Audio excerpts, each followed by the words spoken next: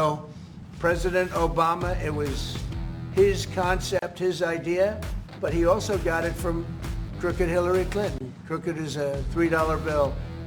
Hillary Clinton and her group, the Democrats, spent $12 million to Christopher Steele to write up a report that was a total fake report. It took 2 years to figure that out, but it came out that it was a total fake report. It was made up fiction.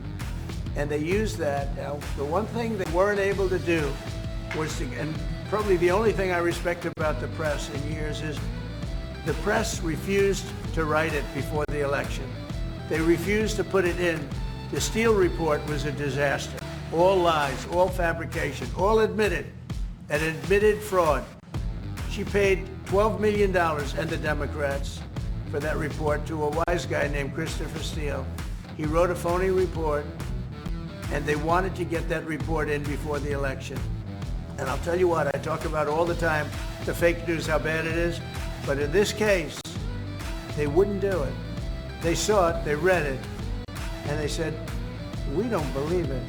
And it was only after, substantially, like a month and a half after the election, that it got printed, and it was a big wisp. It was just like a bang of nothing, because the election had ended.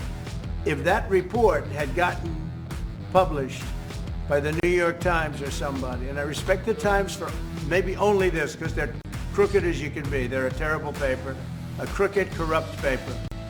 But for this one moment, they said, this is bullshit, we can't put this in. And neither could any other paper. Wall Street Journal is a lousy paper, very, very dishonest paper. As you see, I'm suing them for a lot of money because they do things very badly. It's got a nice name, but it's really, in my opinion, it's a terrible paper. And it can be corrupt. But just so you know, they didn't take the Steele report.